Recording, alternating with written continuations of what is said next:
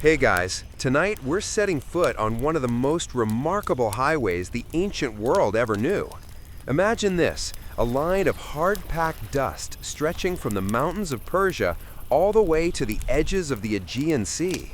More than 2,700 kilometers of deliberate human persistence. The kind of road that doesn't just connect cities, but entire ways of life. You stand there now, the wind brushing against your face, warm and dry, and somewhere in the distance, you hear the echo of hoofbeats. They've been riding this path for centuries. You probably won't survive this particular century, though. None of us will. But it's nice to pretend for a while. So, before you get comfortable, take a moment to like the video and subscribe. But only if you genuinely enjoy what I do here. And if you're still awake, drop a comment with your location and the local time. I always love seeing where everyone's tuning in from. Now, dim the lights, maybe turn on a fan for that soft background hum, and let's ease into tonight's journey together. You take your first slow steps along the royal road, called the Shadara, the King's Path. It stretches ahead in a ribbon of ochre dust, broken here and there by low stone curbs. To your left, the foothills shimmer in the heat. To your right, dry grass whispers over the edge of a shallow ditch. The smell is a mix of sun-baked clay and the faint sweetness of camel dung, ancient perfume of travel.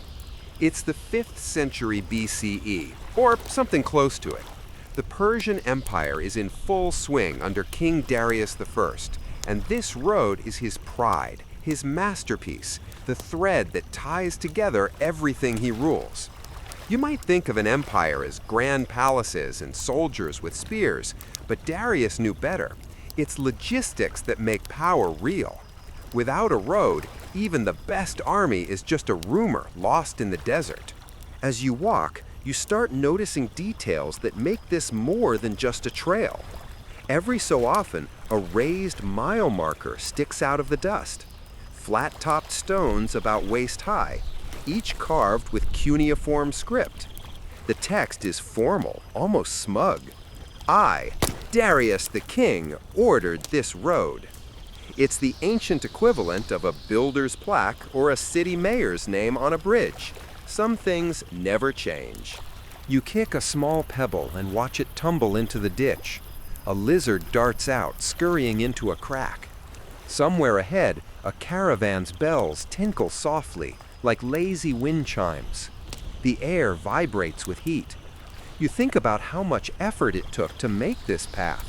No asphalt, no machines, just thousands of workers with baskets, stones, and shovels cutting through earth for months at a time.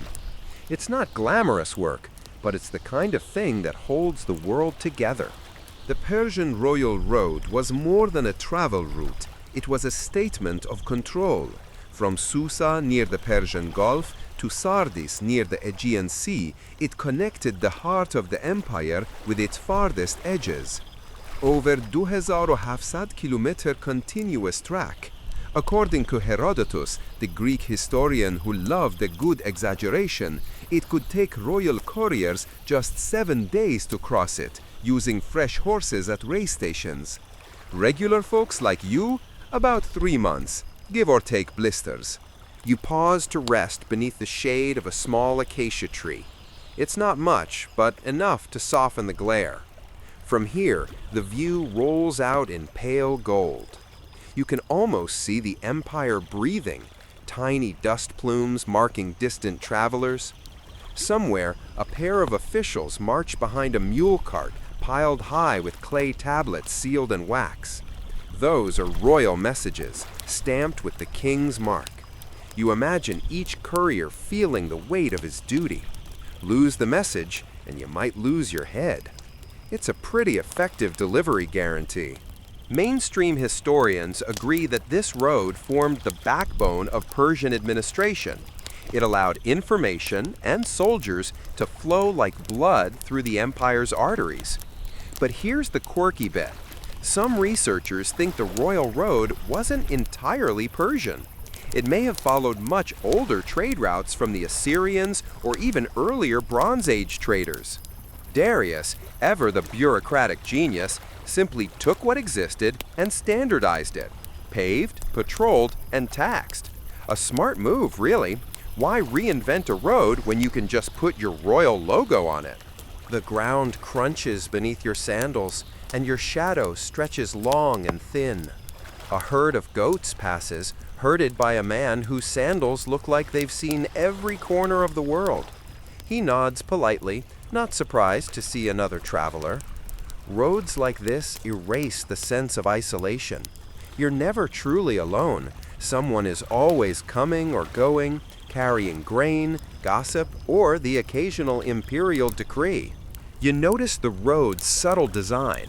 It's slightly raised in the middle so rainwater runs off the sides, and there's a drainage trench every few hundred paces.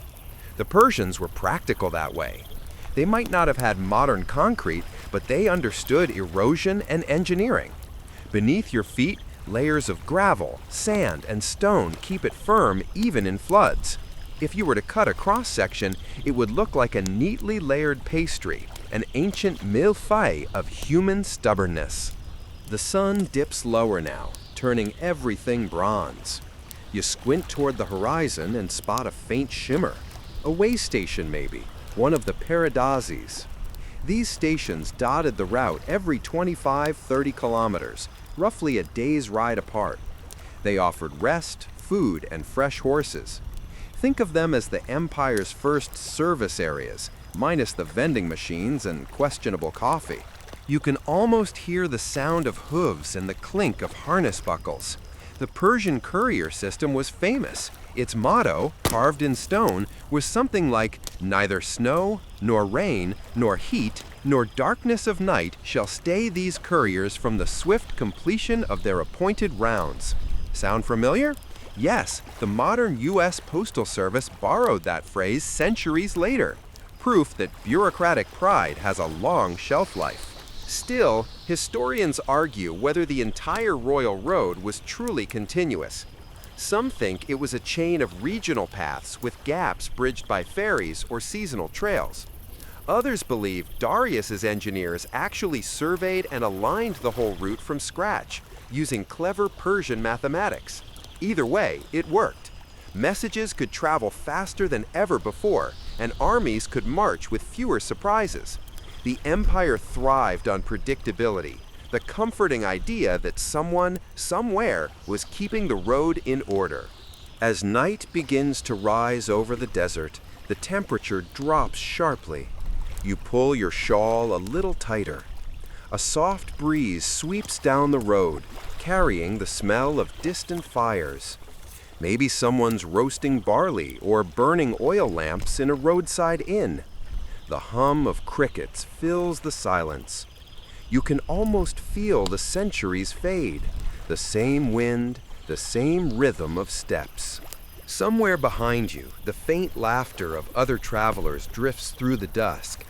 Maybe they're telling stories about the road's guard stones, small carved heads said to protect travelers from bandits. Nobody's sure if they existed, or if they were just a Persian version of a travel myth. But it's easy to imagine a pair of ancient eyes watching from the shadows, making sure the empire's path stays clear.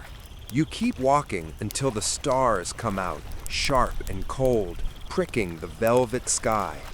The Milky Way stretches like powdered light over the road, and for a brief moment, it's impossible to tell whether you're walking through Persia or some quiet dream. Each step crunches softly, and you realize that beneath your feet lies not just earth, but intention.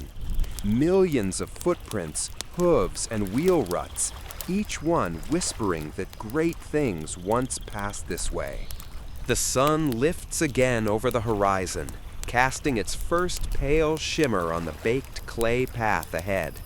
You're still walking, still feeling that same steady crunch of grit underfoot. The royal road is quiet this morning, just you, the air still cool from the night, and a few early caravans trailing in the distance. As the day warms, your mind drifts to how this whole thing began. Who first looked across these endless plains and thought, yes, let's build a road here, right through all that sand and trouble? The answer starts with Cyrus the Great. You picture him standing somewhere near Pasargada, maybe with that calm, measured air that history always paints him with. He's fresh from founding an empire that stretches farther than anyone thought possible. Media, Lydia, Babylon, all under one rule. Yet even for someone called the Great, Cyrus couldn't manage every distant province by shouting across deserts. He needed connection, control, and speed. You can imagine him saying to his advisors, "We can't rule what we can't reach." A practical sentiment, really. Empires don't fall from battle, they crumble from poor logistics. Historians still argue whether Cyrus truly laid out the first stages of the royal road, or whether his ideas were more abstract, trade routes he protected, paths he improved. What's certain is that he sowed the seed of a connected Persia. But it was Darius I, decades later, who took that seed and built an empire-wide circulatory system out of dust and stone. You've got to hand it to him. The man knew how to think big and boring at the same time. Palaces are nice, but roads? Roads last longer. By the time Darius took the throne around 522 BCE, Persia was sprawling, too large for messengers to handle by the old methods of chance and camel. So he ordered a massive infrastructure project. Unify the paths, mark them, protect them, and make them royal. That's how the Hodos Basileia, the King's Road, was born. It wasn't just for merchants or wanderers, it was the empire's nervous system, pulsing with orders, taxes, and gossip. You picture Darius's surveyors, men with ropes, poles, and probably far more sunburn than sense, stretching strings over the landscape, measuring distances with the precision of priestly obsession. They'd mark elevations, calculate turns, and adjust for rivers. In some regions, they followed ancient trails already carved by Assyrians or traders from Elam. In others, they dug straight through new land. The path that would connect Susa to Sardis had to traverse mountains, deserts, and foreign tongues. Darius didn't care, he just told them to make it happen. It's the kind of imperial management that makes your modern email backlog look merciful. What's interesting, one of those mainstream facts teachers love, is that this road stretched over 2,700 kilometers. That's roughly the distance from modern Tehran to Istanbul, if you're feeling like a road trip. And unlike the haphazard dirt trails common elsewhere, this was a planned route. Darius introduced milestones, measured distances, and established rest stations at regular intervals. You could say he invented the concept of infrastructure policy centuries before bureaucrats gave it such an unromantic name. But here's a quirky tidbit you probably didn't know. Some sections of the Royal Road were reportedly lined with tamarisk trees, planted to provide shade for travelers and reduce soil erosion. Whether that's strictly true or just ancient PR spin, it's a charming thought, an early form of roadside landscaping. You walk now and imagine those trees long vanished, their roots once sipping at the same dry earth you step over. The morning sun burns higher and you start to sweat. The road, so simple and dusty, feels alive in its repetition. Every grain of sand was once moved by someone, thousands of nameless workers with baskets and picks. Historians still debate whether these were paid laborers, conscripted peasants, or prisoners of war. Records don't tell us. They rarely care about the people who actually swing the tools. You stop for a moment, brushing your hand across the packed surface. It's smooth, almost hard like pottery. You can feel the fingerprints of forgotten builders in the way it holds firm. Up ahead, a man leads a donkey laden with bundles of reeds and clay jars. He nods politely as you pass, muttering a blessing under his breath. You respond with the same, something about safe travel and fair winds. This simple ritual, this recognition between travelers, has probably been repeated 1,000 times along this road. The empire's machinery might run on taxes and soldiers, but its heart beats in human routine. As you walk, the sound of the donkey's bells fades behind you, and your thoughts return to Darius. He wasn't just a conqueror, he was a manager, maybe even the first great project planner. He standardized weights and measures, issued coinage, and built canals. And in his spare time, he casually reorganized the known world into administrative provinces called satrapies. You can almost imagine the to-do list on his clay tablet. 1. Subdue rebels. 2. Finish palace at Persepolis. 3. Build road system to rule everything forever. No pressure. Somewhere in this stretch of the royal road, perhaps not far from where you stand now, stone foundations of old waystations still hide beneath layers of dust. Archaeologists have found bits of pottery, scorched hearths, and fragments of clay seals marked with the royal lion emblem. These were the backbone of communication, miniature outposts where couriers could rest and where messages could be verified and dispatched onward. The system was efficient enough that Greek historians marveled at it. You imagine Herodotus sitting in a tent, quill in hand, muttering, "Those Persians really had their act together," and then, probably, exaggerating it for flair. Another debate lingers among scholars. How much of the road was actually paved? Some sections were likely gravel or compacted clay, while others, especially near cities, had proper stone surfacing. The differences probably depended on terrain, local resources, and how much Darius's accountants were willing to pay. You smile at that. Budget cuts, the timeless enemy of great ideas. Even kings couldn't escape them. By midday, the heat hums in your ears. The horizon wobbles in mirage ripples. You find a cluster of boulders to sit on and unwrap a small piece of flatbread from your satchel. It's dry and crumbly, but it tastes like something simple and good. You sip a little water from a goatskin pouch, watching a column of dust rise in the distance. Perhaps a caravan of merchants hauling lapis from Afghanistan or cedar from Lebanon.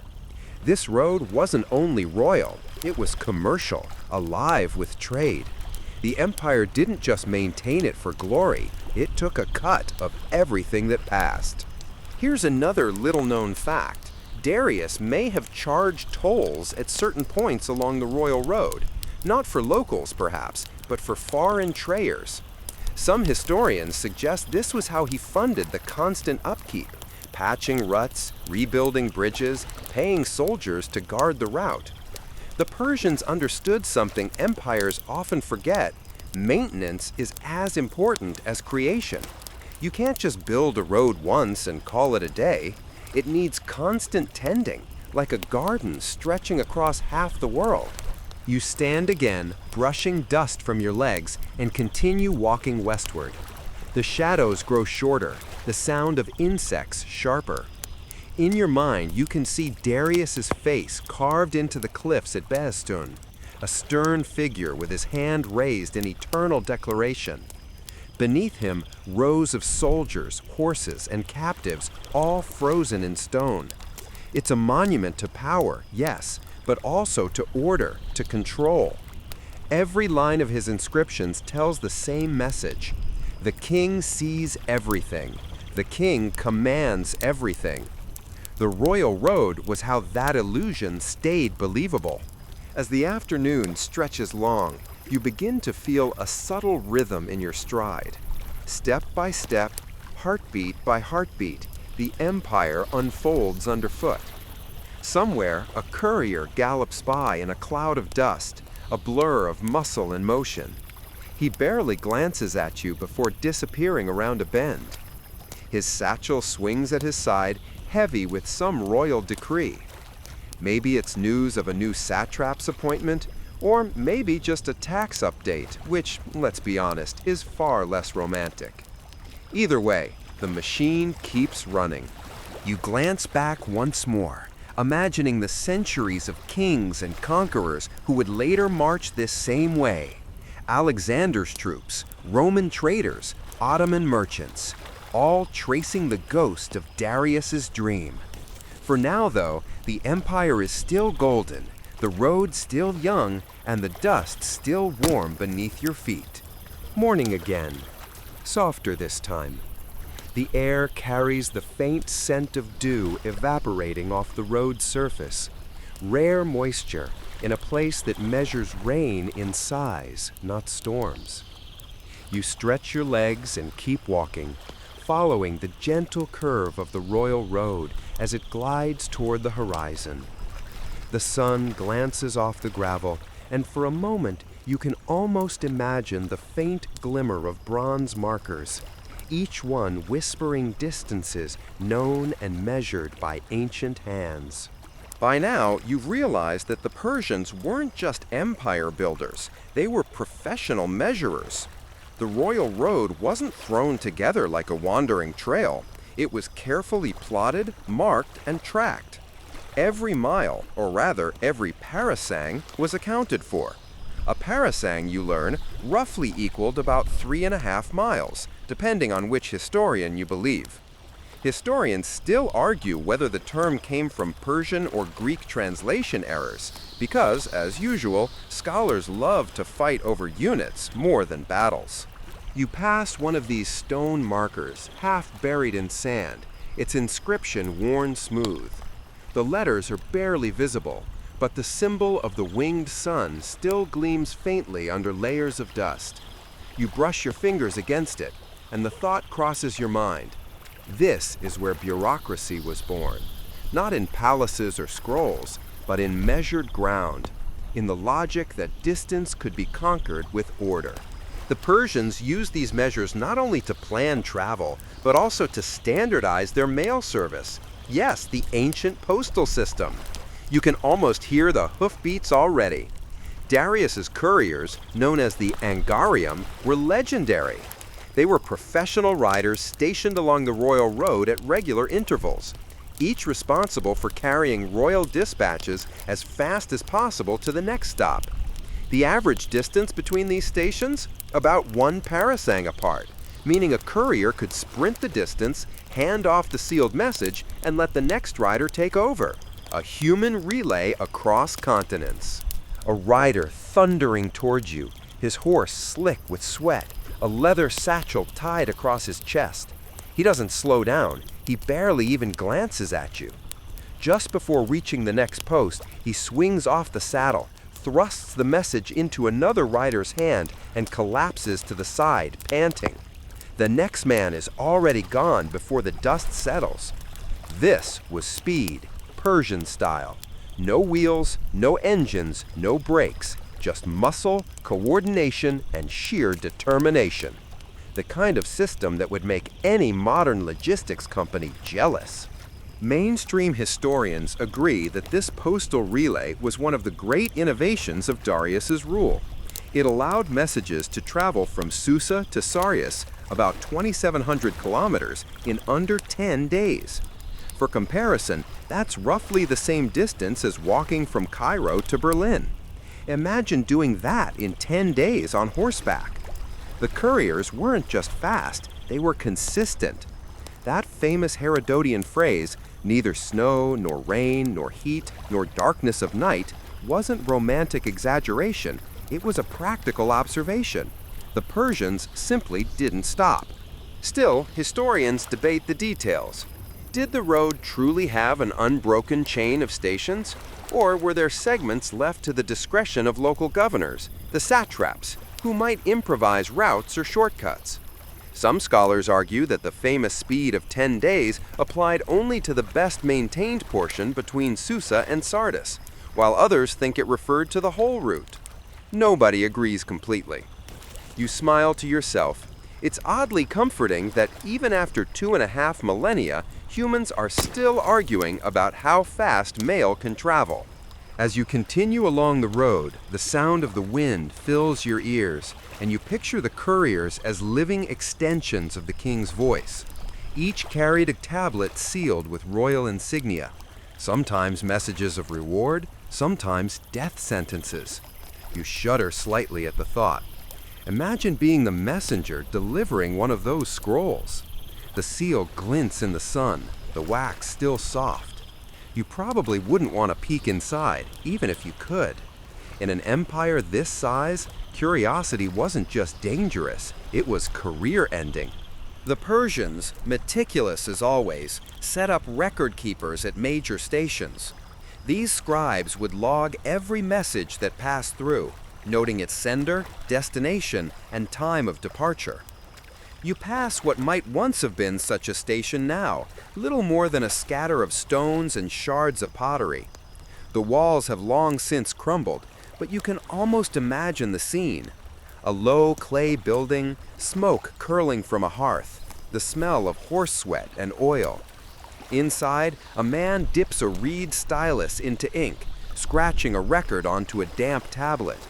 A rider bursts in, tosses a sealed pouch on the counter, and gulps down water from a jug before vanishing again. The scribe barely looks up, just nods, makes a mark, and continues. Bureaucracy, eternal and unromantic.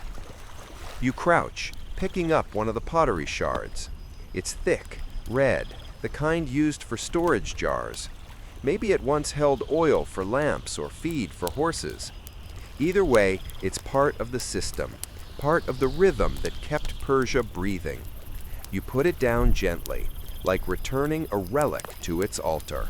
Another odd detail you recall, the Persians reportedly measured not only the length of the road, but the time it took to traverse each segment under ideal conditions. Some historians believe Darius's engineers used these travel time records as an early form of scheduling, a way to estimate delays and ensure accountability. Picture an ancient manager tapping his stylus impatiently. You were supposed to reach Persepolis in 7 days, not 8. Even 2,500 years ago, someone was already inventing deadlines. Around midday, you reach a small rise and look out over the plain. The road stretches like a sunlit ribbon. You can see faint dust trails, merchants maybe, or soldiers on patrol. The empire's network hums quietly, invisible but constant. Every measured mile, every recorded parasang is a thread in a vast tapestry of control. You stop to drink again, and as you rest, your eyes follow the horizon. Somewhere far ahead lies Sardis, near the Aegean coast. Beyond that, the lands of the Greeks, sometimes trading partners, sometimes troublemakers. The royal road made all of them reachable. It wasn't just about transport, it was about vision. The Persians understood that distance was an illusion if you could measure it. Once you know exactly how far something is, it no longer feels unreachable. It's just a matter of logistics. There's a faint echo in that thought, how measurement turns the unknown into the manageable. Even now, your steps feel steadier knowing the markers are out there, counting silently. It's the comfort of predictability. You might not know what's waiting at the next bend, but at least you know how long it will take to get there. By late afternoon, the wind picks up again, swirling sand around your ankles. You tighten your head covering and keep moving. The air tastes of salt and dust, and you start to think about how many people have walked this same line. Traders, soldiers, scribes, spies. Somewhere behind you, the faint clang of a distant hammer rings out. Maybe a repair crew working on a damaged culvert. You realize that every inch of this road has been built, measured, and maintained by people who never saw the whole of it. Each knew only their segment, their few parasangs, and yet together they made something that spanned an empire. You glance up again, squinting into the fading light, and spot another milestone, half toppled, lying in the ditch. You step closer. The inscription is weathered but legible. It lists a distance, to Susa, 800 parasangs. The number feels both enormous and small, a neat summary of human ambition. Someone carved this with care centuries ago, probably never imagining that a traveler like you would still be reading it millennia later. As night approaches, you find a small patch of smoother ground to rest on. You sit cross-legged, listening to the quiet. The last rays of the sun turn the road into molten gold, then fade into shadow. You think about those who once measured the empire in footsteps and calculations, in distances recorded with pride. It's humbling in a way. To them, the road was the empire, proof that humanity could impose order on chaos with nothing more than straight lines and steady hands. The stars blink awake one by one, and the world becomes a map again. Measured, connected, endless. Dawn again, though this one feels different, busier somehow. The silence of the road hums with faint anticipation, as though it knows what's coming. You rub your eyes, brush the dust from your clothes, and stand. Off in the distance, a flicker of motion. Hooves, riders, and the shimmer of sunlight on bronze. The sound builds slowly, rhythmic, purposeful. You step to the side of the road just as the first of them gallops past. A courier of the Angarium, the royal riders. The heart of Persia's communication network, living muscle on 4 legs. He's wrapped in a light tunic, one hand gripping the reins, the other pressed tight to the leather satchel at his side. A cloud of dust rises behind him, and you catch the sharp tang of horse sweat and oiled leather. Within seconds, he's gone, just a blur fading into heat. You've barely blinked when another rider appears behind him, then another. The relay is in motion. You're standing at the edge of the Empire's bloodstream, watching messages race like pulses toward the horizon. The Persians perfected this relay system. Each courier rode only as far as his strength and his horses could carry him, then handed off the message to the next. The stations, known as piradazis, stood like stepping stones across the empire, roughly every 25 to 30 kilometers. Each had a stable of fresh horses, a water source, and attendants ready to record the passing courier's name, the time, and the seal's condition. It was all about precision. You get the sense that Darius would have made a ruthless project manager in any century. You walk toward one such station now. From afar, it looks unassuming, a low clay building with a reed roof and a small corral beside it. But as you approach, the rhythm of hooves, the creak of leather, and the muffled shouts of attendants give it life. The smell hits first: hay, horse sweat, and something earthy like wet dust after rain. A rider dismounts, his chest heaving, face streaked with grit. Without a word, he thrusts a sealed pouch toward a fresh courier. The new man checks the royal stamp, a lion's head pressed into wax, nods, tucks it into his satchel, and takes off again, spurring his horse into a sprint. The exchange lasts all of 20 seconds. It's mesmerizing to watch, mechanical yet deeply human. Every gesture rehearsed, every motion confident. These couriers didn't just deliver mail, they delivered authority. A message from Darius himself could reach any corner of the empire faster than rumor. You imagine governors, satraps, and generals waiting in candlelit halls, glancing anxiously toward the door for the sound of hooves. In those moments, one rider's arrival could change everything. A promotion, a command, or perhaps a polite reminder that taxes are overdue. You approach the station's edge. An attendant eyes you warily at first, but relaxes when he sees your dusty sandals and harmless expression. Inside, the walls are plastered with a light clay that keeps the air surprisingly cool. Jars of water sit in the corner, and you can hear the low murmur of horses shifting in their stalls. One stable boy calms the mane of a chestnut mare, humming a slow tune that sounds older than the empire itself. A scribe sits by the doorway, writing on a wax tablet with a stylus. He glances up briefly and gives a nod. You return it. His desk is simple, a flat stone slab, but the work he's doing is vital. Every courier's departure and arrival logged, every seal inspected, every detail noted. It's meticulous, almost sacred. You wonder if he ever gets bored. Probably not. Boredom in a royal post office could be fatal if a message went missing. You sip a bit of water offered by a young boy. It tastes faintly metallic but refreshing. The boy tells you that each courier carries an official token proving his authority, a small bronze plaque stamped with the royal insignia. Without it, no one could demand a fresh horse or passage through guarded gates. It's the ancient equivalent of an ID badge. Lose it, and you're either in serious trouble or about to become very familiar with Persian dungeons. The boy grins nervously when he says it, but you suspect he's not joking. As you sit for a moment in the shade, a new rider bursts in. His tunic is torn, and his horse's flank is bleeding slightly where the saddle rubbed too long. The attendant rushes forward with water, while another checks the seal, still intact. The courier drinks greedily, spilling half the cup down his chin. You can tell by his eyes that he's been riding since dawn. When asked if the road was clear, he simply nods once, exhausted. Then, before you can blink, the next rider is already out the door, thundering westward. No applause, no ceremony, just relentless efficiency.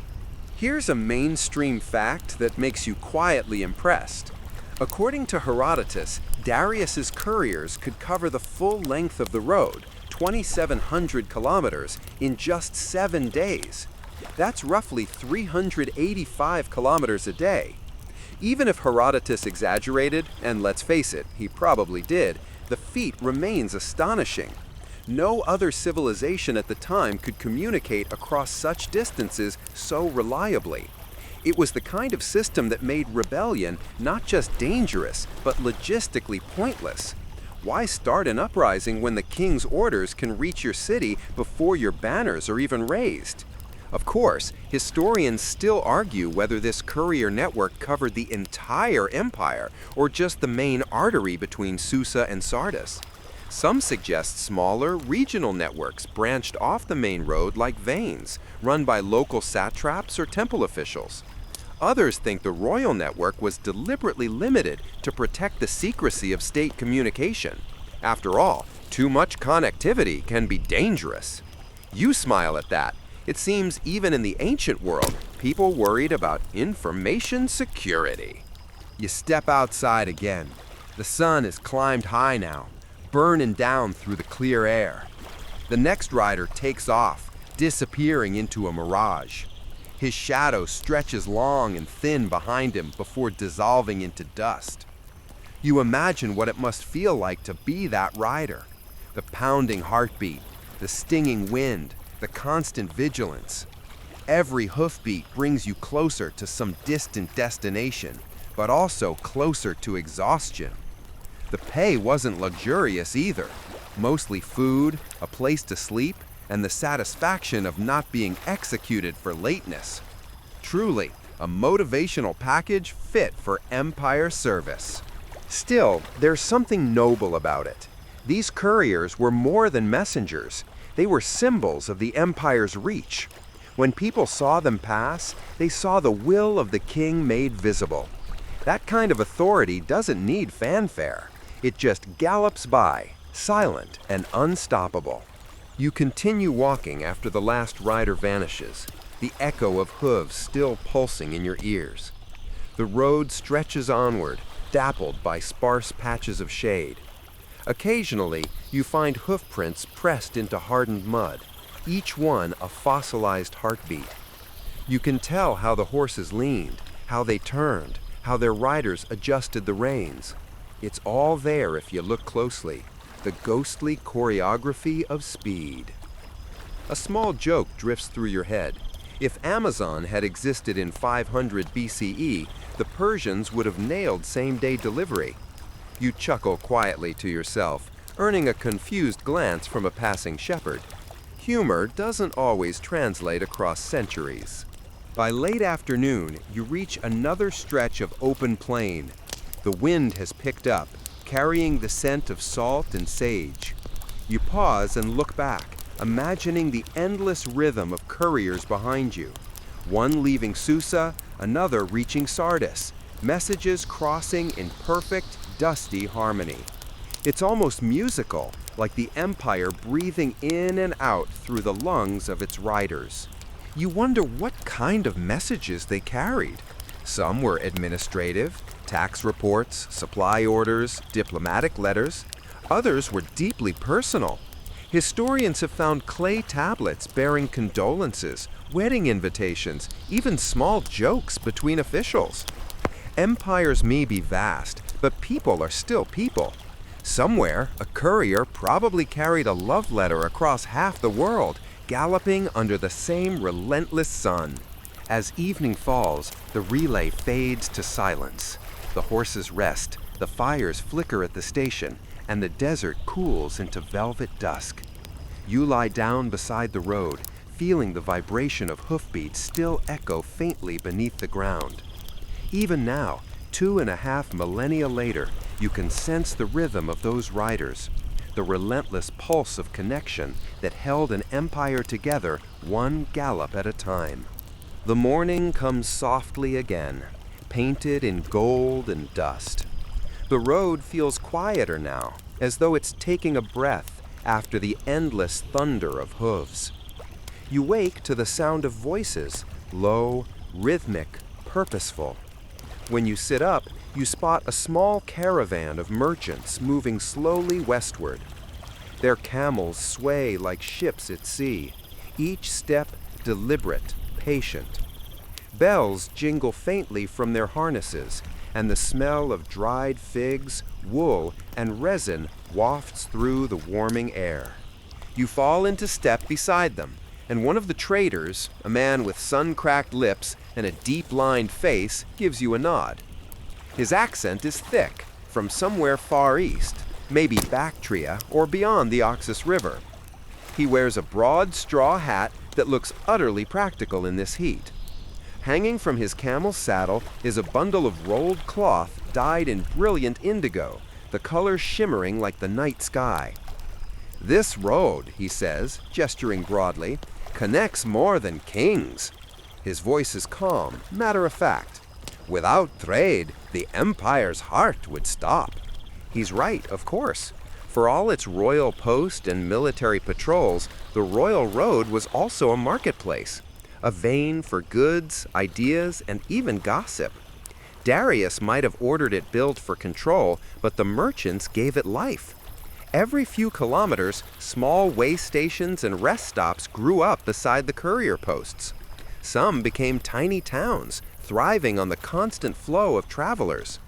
Here, languages collided, bargains were struck, and stories traded hands like coins. You walk with the caravan for hours, watching as the landscape rolls gently. Dusty plains giving way to sparse grass, a scattering of acacia trees offering brief pockets of shade. The merchants move in rhythm, stopping often to water the animals and check their cargo. You see bolts of silk, sacks of salt, amphorae of oil sealed with wax. There's tin and copper from Anatolia, lapis lazuli from faraway Afghanistan, and tiny jars of frankincense from Arabia, their scent rich and sweet even through clay. You imagine what this road must have looked like at its height, a slow, shimmering river of commerce stretching from the Aegean Sea to the Indus Valley. Not chaotic like later markets, but methodical, steady, reliable. Each merchant knew the next station, the next spring, the next guard post. Even the taxes, while inevitable, were predictable. The Persians preferred control to cruelty. For a fee, you could move safely across a continent. At midday, the caravan halts at a small rest station beside a dry stream bed. A few travelers are already there. A priest with a tall felt cap, a Greek mercenary polishing his shield, and 2 women from Babylon selling bread baked with dates and sesame. The scent makes your stomach tighten with hunger. You trade a few copper coins for a loaf, still warm from the fire. The bread is sweet, dense, and comforting. Simple, honest food for the road. The priest sits nearby, tracing lines in the dust with a stick. You watch as the shapes form: a star, a flame, a pair of wings. He catches your curious look and smiles faintly. "The symbol of Ahura Mazda," he says, his tone both gentle and firm. "The wise Lord who gives light to all things." He's a Zoroastrian, one of the priests of the Empire's state religion. You've heard of them before, of course: fire temples, eternal flames, prayers whispered to the rising sun. The Persians saw the world as a balance between truth, asha, and falsehood, druj. Every act, no matter how small, was part of that cosmic struggle. Even honest trade, he tells you, upholds order. As he speaks, the merchant from earlier listens quietly, nodding now and then. "In trade," he says at last, "truth keeps us alive. A man who cheats on the road will not reach the next city." You can't help but admire that. Empires rise and fall, but trust, the invisible currency, keeps the wheels turning. As the afternoon deepens, the caravan moves again. The shadows stretch wrong, and you notice a pattern forming in the dust. Every camel's footstep lands almost perfectly in rhythm, leaving a mosaic of ovals that looks almost deliberate. You start to feel the hypnotic calm that long travel brings, the way your mind softens, thoughts drifting somewhere between waking and dream. It's in that quiet space that the stories begin. One of the younger traders, his voice still light with youth, starts to speak. "They say," he begins, "that once a courier on this road carried a message not from the king, but from the gods." The older men chuckle, but he continues anyway. "A storm had swallowed the desert, and all horses refused to ride. But one man, one rider, went on. He vanished for 7 days. When he returned, his beard was white, and he spoke of a city made of light beyond the mountains." The elder shakes his head, smiling. "Every road breeds its own ghosts." You smile too, but part of you wonders. Roads do that, don't they? Gather whispers, collect myths. Every traveler adds a grain of story, and soon the whole road hums with memory. By sunset, the caravan reaches a larger town, one of the key stops along the Royal Road, a fortified settlement known as Gabe. Low walls surround clusters of mud brick houses, and smoke drifts lazily from their rooftops.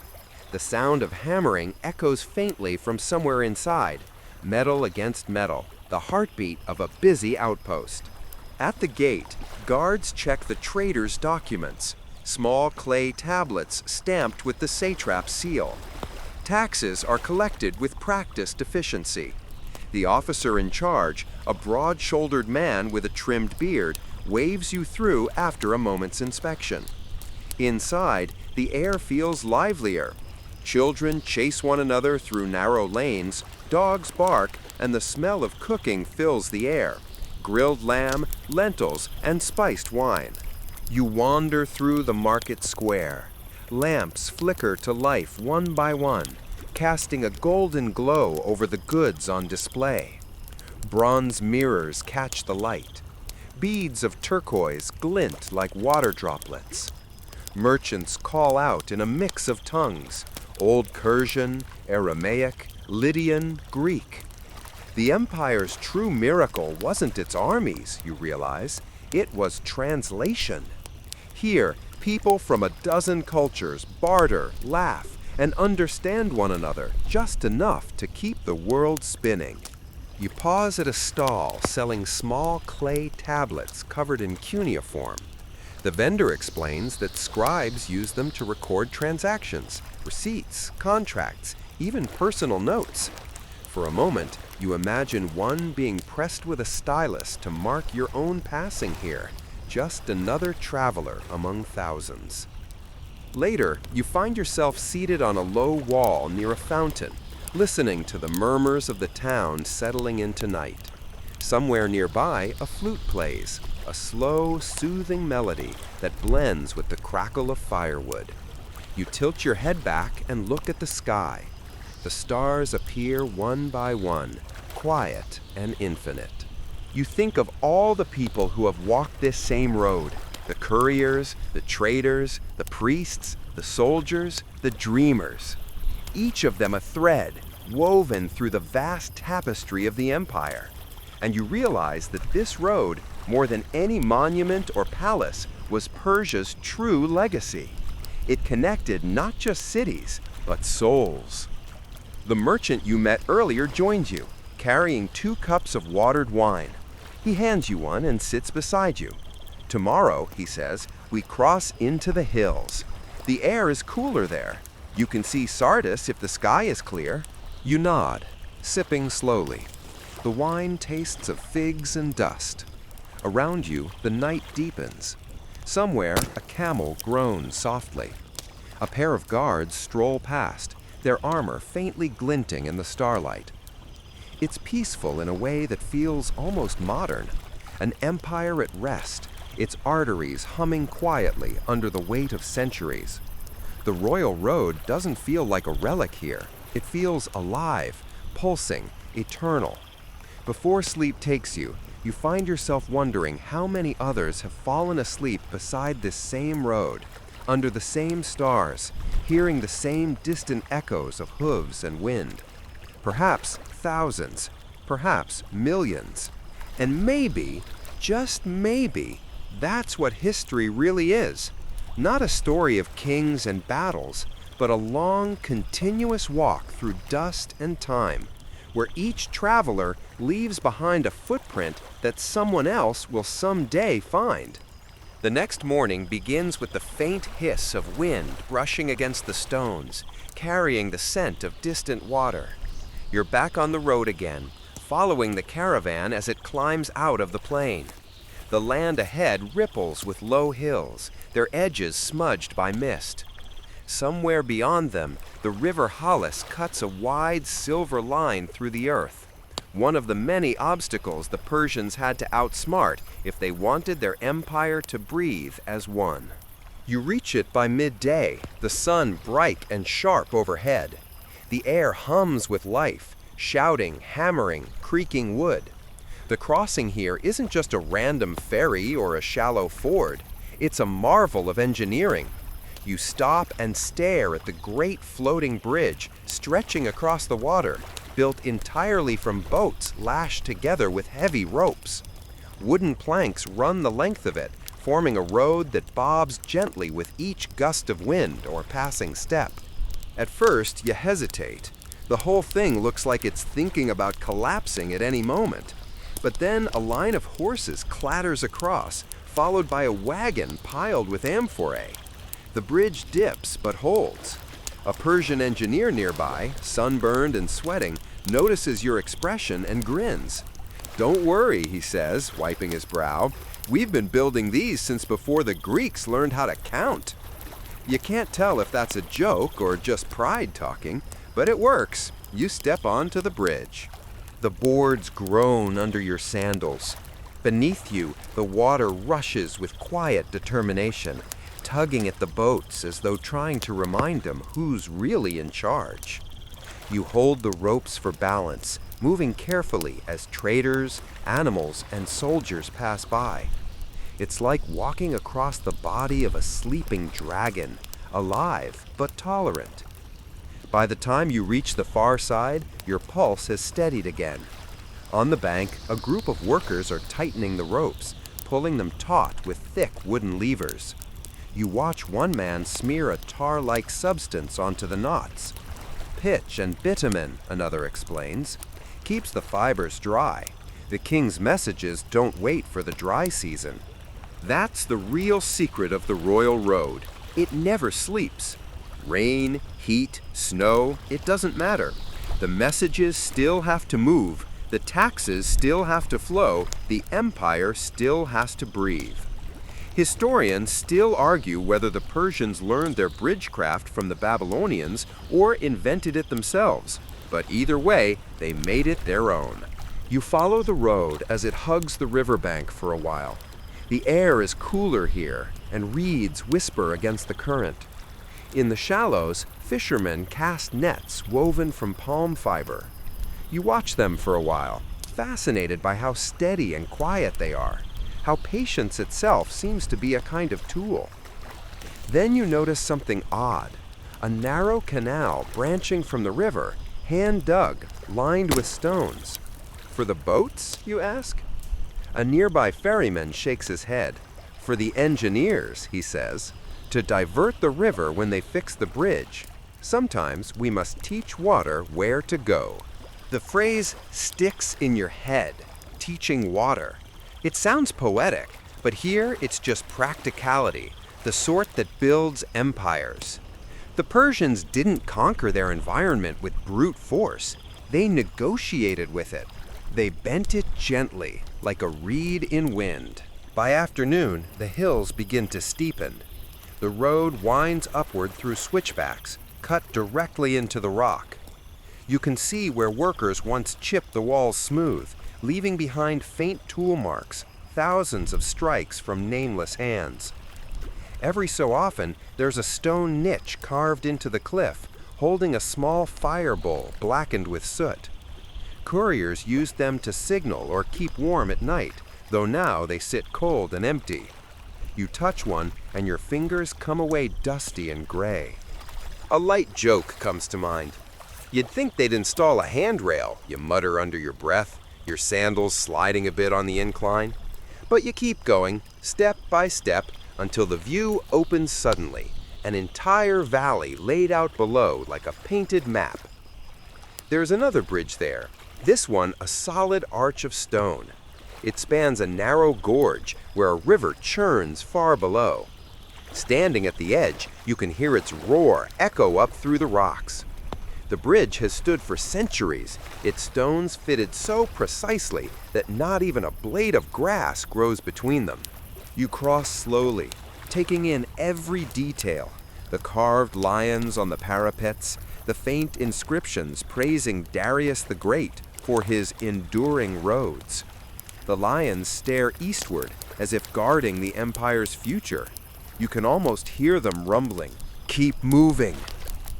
Halfway across, a group of workers are replacing one of the parapet stones. Their supervisor, a woman with a red sash tied around her waist, barks out instructions, her voice sharp but calm. She notices you watching and waves. "Road inspection," she explains with a grin. "After the floods, we check every bridge. The king pays for repairs by weight of the stone." You raise your eyebrows. "You mean literally?" She nods. "We weigh what we use. Keeps everyone honest." There's something deeply satisfying about that, the balance between grandeur and accountability. The empire isn't some abstract ideal. It's a network of workers, builders, and fixers. When a bridge collapses, a message halts. When a road cracks, a caravan stalls. The Persians knew that empires aren't lost in wars, they're lost in potholes. As evening falls, you reach a small encampment near the bridgehead. A few engineers sit around a fire, their tools laid neatly beside them, chisels, ropes, pulleys, and wooden molds for pouring tar. They offer you a seat and a cup of warm water flavored faintly with herbs. One man begins telling the story of how Darius once ordered a bridge built across the Bosporus.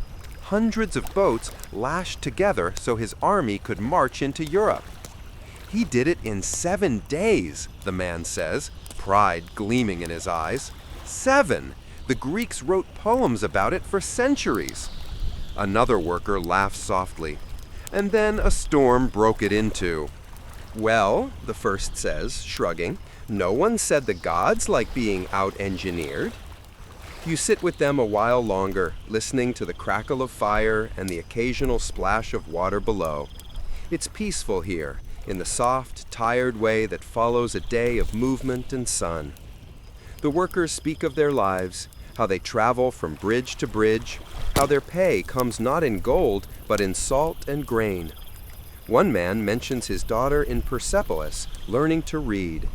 She says she'll be a scribe, he murmurs, pride softening his face. Imagine that, a scribe's daughter who fixes bridges. Later, as you lie on your mat, the night air cool and the stars sharp above, you think about how these people, these practical magicians, are the empire's true architects. They're anonymous, yet everything rests on their shoulders. You imagine them across the vast distances, repairing planks, ferrying travelers, building and rebuilding endlessly, like quiet custodians of motion. Somewhere out there, a courier rides hard through the dark, the seal of the king strapped to his chest. He'll reach the next bridge, hand off his message, and vanish into the next horizon. You picture the chain continuing without end. Boats, planks, ropes, hands, each link depending on the other. A fringe story whispers through your memory, one you overheard from a merchant back near Sardis. He claimed that beneath one of the great bridges, the Persians buried a chest of offerings, gold coins, fine silk, and a clay tablet marked with Darius's name. Supposedly, it was meant as a gift to the river spirit, an apology for disturbing its flow. Historians still argue whether that's true or just the kind of myth people invent to romanticize old stones. But either way, it feels fitting. The Persians didn't just build roads, they made pacts with the world. You close your eyes to the sound of the river, steady and eternal. The bridge above you creaks faintly as another traveler crosses in the night, the footsteps blending into the rhythm of water and wind. You drift toward sleep, thinking about how fragile everything seems, and yet how beautifully it holds. By dawn, the road begins to tilt upward again.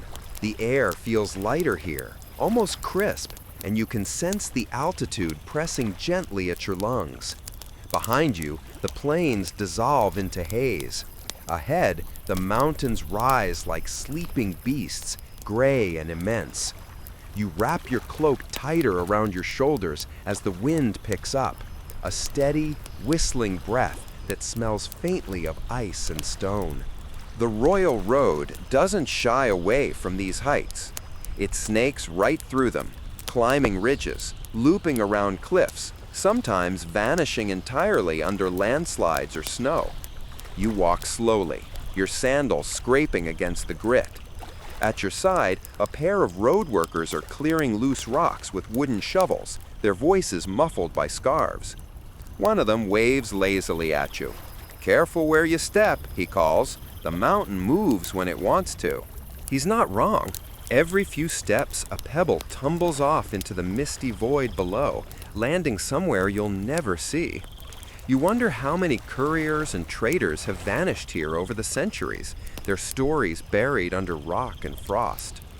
Historians still argue whether these high routes were built during Darius's time or added later by his successors, but the precision is unmistakable. The Persians cut through nature with the quiet confidence of people who believed the gods were on their payroll. A few turns later, you pass a small group of workers repairing a collapsed section. They move with patient rhythm, lifting, setting, hammering, brushing away dust. No one speaks much. The sound of tools is its own kind of language. You stop to help for a while, carrying a few stones to the edge. The foreman, a wiry old man with a gray beard and cracked hands, smiles faintly. "Every road needs its caretakers," he says. "The king may claim he built it, but we're the ones who keep it breathing." You can't help but admire his choice of words. Breathing. That's exactly what it feels like. The royal road isn't static stone. It's a living artery, expanding and contracting with every step of every traveler. By midday, the temperature drops further. The sky, once brilliant blue, turns the color of tarnished silver. Clouds snag on the peaks above you, dragging thin veils of mist down the slopes. You stop at a small shelter carved directly into the rock, a rest hut for couriers. Inside, a fire pit sits cold and empty, surrounded by a few broken clay pots. Someone has scratched a message into the wall in old Persian script. You can only read part of it. Was here, 3 horses lost, snow endless. You stare at it for a long moment, imagining the person who wrote it, tired, shivering, maybe a little desperate. There's something intimate about finding another traveler's words carved into stone, a message left not for glory, but for survival. Outside, the road splits briefly. One path climbs toward a mountain pass, while the other dips into a valley where a stream glitters faintly. You choose the lower way. Your legs have earned the easier option. The sound of running water grows stronger until you find yourself beside a narrow gorge. The stream rushes through it, clear and cold as glass. 2 men are knee-deep in it, shoveling silt and laying flat stones to divert the flow. Flood damage? You ask. The older one nods. Always is this time of year. He gestures toward the bank, where a pile of twisted debris, branches, broken wheels, a snapped yoke, rests in a muddy heap. A caravan tried to cross before the bridge was ready, lost a wagon full of pepper and one very angry horse. The younger worker laughs, shaking his head. We found that horse 2 miles downstream, still kicking. You grin. Resilient animal. He smirks. Persian built. The men chuckle, and you join in. It feels good to laugh in the chill air, to feel warmth bloom again in your chest. There's a shared humor here, born of hardship and repetition, the kind that helps people endure when the mountains test their patience.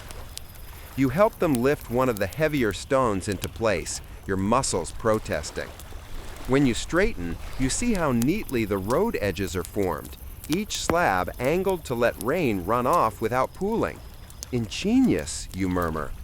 The older worker glances up. It has to be. If water wins once, it will win forever. By afternoon, you're moving again. The terrain grows rougher, boulders scattered like sleeping giants, patches of stubborn grass clinging to the cracks.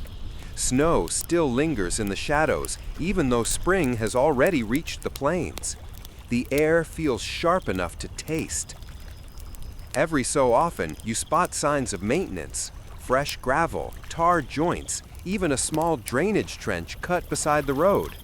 You realize that hundreds of workers must travel this route year-round, tending, patching, preserving. Most never see the royal cities, never hear the king's name except on their payslips. But their work outlasts kings. A flicker of color catches your eye. A man wearing a bright orange headscarf sitting beside the path, sketching something in the dirt. You approach quietly. He's tracing a diagram of the slope, marking where loose rocks tend to fall. Landslide mapping, he says when he notices you watching, helps us know where to build retaining walls. You nod, impressed. You do this often? He smiles faintly. Every year. The mountains don't like being told what to do. He tells you a story then, a fringe tale, one passed between road crews. They say that in the early days, Darius ordered a road built straight across a mountain that refused to hold stone. Every bridge collapsed, every wall slid away. Finally, an old mason told him to offer the mountain a gift, a silver chisel and a drop of wine poured into the cracks. Darius laughed but agreed. The next wall held firm. Superstition, the man admits, brushing dust from his hands. But we still do it, just in case. You smile. It's strangely comforting to think that even the great engineers of Persia might have made small offerings to the stubborn earth. As the light fades, the wind shifts. It whistles through narrow gullies, carrying the distant cry of an eagle. The road ahead glows faintly golden under the last rays of sun, and you realize how utterly alone it feels up here, and yet how maintained, how cared for. Each smooth stone, each ditch, each patch of packed gravel tells you that someone, somewhere, decided this road was worth preserving. By dusk, you reach a small plateau where a waystation sits tucked against the cliffs. A few travelers huddle by a fire. A courier warming his hands, two traders cooking lentils, and a woman sharpening a small blade. You sit near them, feeling the warmth creep back into your fingers. Someone passes you a bowl of stew that smells faintly of onions and barley. You take a bite. It's simple but perfect. The courier speaks first, his voice hoarse from the wind. "They say the king's road never ends," he murmurs. "You can follow it forever, and when you think it's done, you find another piece." The trader nods thoughtfully. "Maybe it's like the empire itself. Different rulers, same stones." You stare into the fire, thinking of how much of history is just maintenance, keeping things running, fixing what breaks, repeating the same humble tasks. Empires may celebrate conquest, but survival belongs to the caretakers. When you finally lie down that night, wrapped in your cloak, the wind hums softly through the rocks, a steady lullaby. The fire crackles low, and the scent of smoke drifts lazily into the cold air. You watch sparks rise and fade into darkness, like tiny travelers finding their own roads among the stars. Before sleep claims you, you think about the workers you met, the shovelers, the engineers, the quiet cartographers of stone. They might not know it, but they've built something that transcends even the empire. A road that outlasts storms, kings, and maybe even time itself. And in that thought, there's a strange kind of peace, the realization that even the smallest act of care, the most mundane repair, can echo for centuries. You've been walking for days now, or maybe weeks. Time has softened around the edges, like dust smoothing the corners of old stones. The road keeps stretching ahead, a quiet thread between nowhere and somewhere. Then, one morning, you start to notice them, the markers. Short, weathered stones rising out of the earth every so often, each one carved with faint symbols that catch the sunlight. You slow down. These aren't random rocks. They're the empire's punctuation marks, reminders that someone cared enough to measure your footsteps. Each marker, or stathmos as the Greeks would later call them, once told travelers how far they'd come and how far remained to the next station. Some were simple, just distances chiseled in the old Persian script. Others bore the names of kings, bold and proud: Darius, Xerxes, Artaxerxes. You imagine one of those royal masons squinting in the sun, hammer tapping against the stone, while a foreman mutters about keeping the line straight. The markers were part of the illusion of control, that sense that no matter how wide the empire stretched, someone in Persepolis knew exactly how far it was from Sardis to Susa. You run your fingers along the grooves of one inscription, rough with centuries of wind. A passing merchant tells you a rumor. Some of these stones hide tiny treasures within. Gold coins sealed in hollows, meant as rewards for loyal couriers or bribes for inspectors. No one really knows if it's true. Historians still argue whether these caches ever existed, or if they were just travelers' tales meant to keep the curious digging and distracted. Still, you can't help glancing at the base of each marker, wondering if one hides a secret waiting for your tired hands. But the markers weren't only milestones, they were guardians. In certain stretches, small statues stood beside them, carved lions or winged bulls, weathered but watchful. You picture them at night, their stone eyes catching the flicker of torchlight as a caravan crept past. It was a subtle reminder that the road belonged to the king and his gods. Even if the guards were sleeping back at the post, someone, or something, was always watching. The royal road wasn't just about getting from point A to point B. It was a network of meaning, every mile soaked in symbolism. When you passed a stone inscribed with the king's name, it was as though he'd walked there himself. You could almost feel the weight of his authority pressing into the gravel beneath your sandals. It's funny, you think, how even now, millennia later, governments still love putting their names on things. Bridges, highways, airports. Maybe that impulse to say, "I built this," never really fades. Some of these markers were placed more closely together in dangerous stretches, where the landscape could play tricks on your sense of distance. Through deserts and mountain passes, the stones gave you reassurance. You were still on the right path, still part of something vast and organized. You imagine trudging through a storm, wind whipping grit into your eyes, until suddenly a faint shape looms ahead, a marker half buried in sand. That single glimpse of carved script could be enough to lift your spirits, a quiet miracle of logistics. A little further along, you encounter a man in a simple linen tunic, squatting beside a newly placed stone. His hammer rings once, twice. He's carving a symbol that looks almost like a fish, though it's probably not meant to be one. You ask what it means, and he grins. "It's the inspector's mark," he says. Each section of the road must be verified. They measure, they check for erosion, and if it's good, they add this. You nod, realizing that the empire even had quality control, 2,500 years before modern road commissions. Later, as dusk falls, you rest beside another milestone. A group of travelers gathers around a small fire. Merchants, soldiers, maybe a lost scholar or two. The conversation drifts from trade prices to strange stories about the road's origins.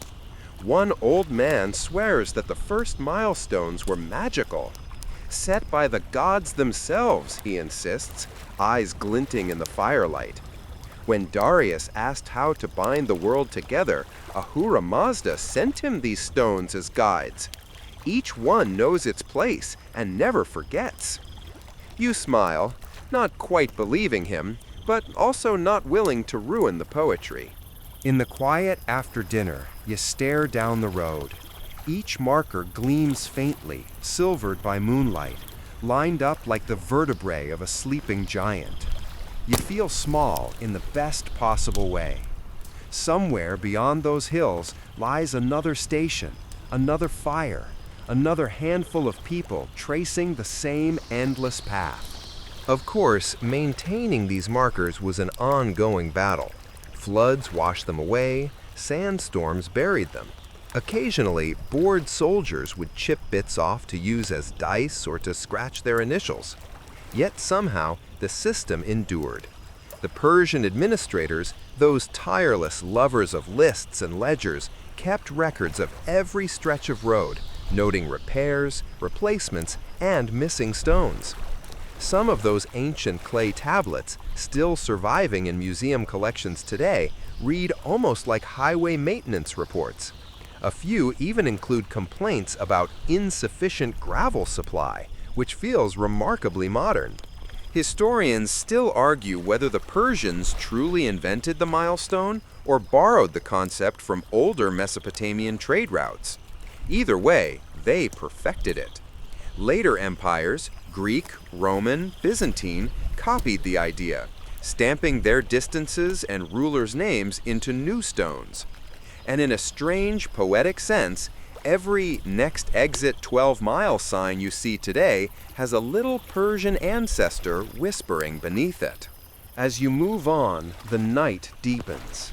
The road narrows through a rocky gorge, and the markers begin to thin out.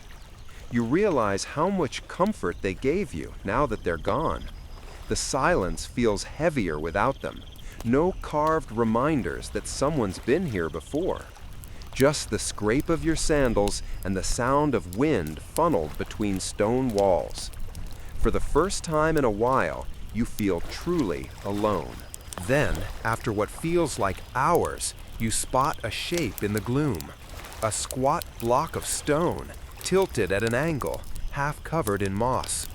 You brush it clean with your sleeve. The carving is barely visible, but there it is, the faint outline of the king's royal seal. You exhale, letting your shoulders drop. The empire may be far away, but its reach still finds you here in the wilderness. You decide to rest beside it for the night. The marker makes a decent backrest, and it feels oddly comforting, like leaning against a centuries-old friend. You close your eyes, hearing the faint echo of hoofbeats far in the distance, couriers racing under the stars, chasing the next message that must not wait. Somewhere, one of them might stop to rest against another stone, just like this. As sleep edges closer, you think of how the road is more than dirt and rock. It's memory, every footprint layered over the last, every marker a heartbeat of an empire that refused to forget where it was going. And tomorrow, when the sun rises again, you'll start walking once more, counting the silent stones that still keep watch long after their makers have turned to dust. By the time you leave the last milestone behind, the road feels busier, livelier somehow.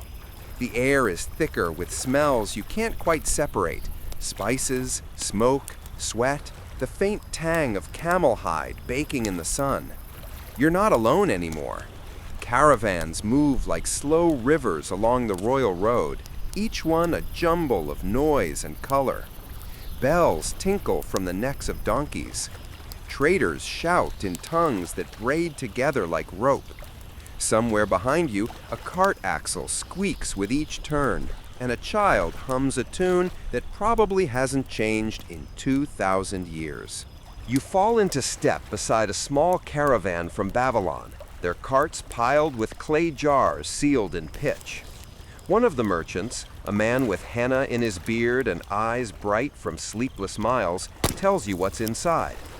"Dates," he says proudly, "the best kind, sweet enough to make a camel sing." You smile at the exaggeration, but when he tosses you one, you admit he's not far off. It's soft and honeyed, just a bit gritty from the dust. The royal road, you realize, isn't just a highway of power, it's an artery of exchange.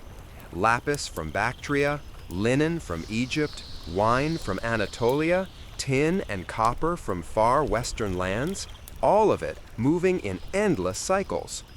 You walk past a group of Indian traders carrying bundles of indigo-dyed cloth, their fingers stained blue from handling the fabric. They laugh as they haggle with a Persian official over tariffs, both pretending not to understand the other's language until a compromise is reached. Commerce, it turns out, doesn't need translators, just persistence and hand gestures. Some historians still argue whether trade or communication was the road's main purpose. Was it built for merchants or for the king's messages? Maybe both, because one fed the other. The empire needed wealth to run, and merchants needed safe roads. So here they all are, blending together in the shimmering heat. You notice the rhythm of the road changing with every region you cross. In the western stretches near Sardis, the merchants wear wool cloaks and talk loudly over amphorae of olive oil. In the east, closer to Susa, traders wear lighter cottons, and their goods smell faintly of sandalwood and cardamom. The farther you go, the more it feels like the world itself is walking beside you. At a roadside station near the edge of a dry plain, you sit with a group of travelers waiting for nightfall. A Greek scholar is there too, scribbling in wax tablets. He's obsessed with the logistics of the empire. "Imagine it," he mutters, barely looking up. "A letter from the king can travel from Susa to Sardis, 2,700 kilometers, in just 7 days. Impossible! Unless," he waves his stylus in the air like a conductor, "unless the Persians truly mastered coordination." You nod politely, but your attention drifts to a nearby camel chewing on a shoe strap. Maybe that's the real symbol of civilization, moving things from one place to another without losing your sense of humor. Later that night, you share a meal with a group of Phoenician traders. They're selling purple dye extracted from seashells, one of the most valuable commodities on Earth. The process, they explain, involves fermenting shells in the sun for weeks. You decide not to imagine the smell. One of them chuckles and says, "People will pay a fortune to smell like royalty." You laugh, half choking on your bread. It's not the first time you've heard that lesson on this road. As the fire burns low, someone begins to play a reed flute. The melody drifts softly across the camp, mingling with the rustle of animals and the occasional pop of wood. You close your eyes for a moment, feeling the music hum through your bones. It's strange, peaceful, almost hypnotic. You think about all the sounds that must have filled this road over centuries. The clatter of hooves, the laughter of children, the soft murmur of prayers. If the dust could talk, it would probably whisper in 1,000 accents. At dawn, the caravan moves on. The merchants load their goods, the animals grunt, and the road breathes back to life. You notice the tracks left behind, impressions of hooves, wheels, sandals, layered like rings in a tree trunk. It's the empire's pulse in physical form. You catch yourself wondering if one day, centuries from now, someone might uncover a fossilized footprint and imagine who it belonged to. Maybe they'll picture you, wandering with a half-eaten date in your pocket. Further along, you pass through a small market town, just a cluster of mud brick buildings with awnings of faded cloth. The scent of fresh bread drifts through the air. A woman sells roasted chickpeas from a basket, and children chase one another between the stalls. The place feels temporary, as if it exists only because the road does. You buy a small clay amulet shaped like a horse, probably meant for luck, and slip it into your satchel. "Empires," he mutters. "One insists that the road is a gift from Ahura Mazda, the god of truth and order. The other says it's a curse, that it brings strangers, taxes, and trouble. Empires," he mutters, "always start with roads and end with ruins." You pretend not to listen, but the words linger. Maybe both are right. By midday, the sun feels like molten brass. The road stretches ahead in a mirage of heat. A caravan of camels approaches from the east, their drivers wearing long veils to keep the dust out of their mouths. You exchange greetings as you pass, nothing more than nods and half smiles, but enough to remind you that everyone here shares the same weary rhythm. You trudge, you trade, you move forward. A few hours later, the landscape opens into rolling hills where vineyards once grew. The road winds between them, and you spot the remains of old rest stops, crumbled walls, dry wells, bits of broken pottery. You imagine the laughter and arguments that must have echoed here long ago. Empires rise, markets thrive, and then the grapes stop growing and the buildings turn to dust. But somehow, the road itself survives. You rest beside a stream that trickles under a small bridge. A shepherd nearby offers you a drink of watered wine, and you accept gratefully. He tells you stories passed down from his grandfather about the days when gold flowed like water. He gestures to the road. "My family never left it," he says. "The road feeds us still. Travelers need wool, milk, cheese, so we stay close." You nod. The empire may have changed hands a dozen times, but the rhythm of trade endures. As the day wanes, you catch sight of something shimmering in the distance, a caravan of luxury goods headed toward the capital. Silk, pearls, spices, ivory, all carried by servants and guards. You can almost taste the difference in wealth. You smile to yourself, thinking that whether in ancient Persia or modern life, someone's always selling the good stuff and someone else is always buying it. The economics of desire never really change. When night finally falls, you walk until the road grows quiet again. The stars spread overhead like scattered coins. Somewhere, a camel snorts softly, and you can still hear the faint creak of wooden wheels fading into the dark. You lie down beside the road, the earth still warm beneath you, and realize that trade is older than memory.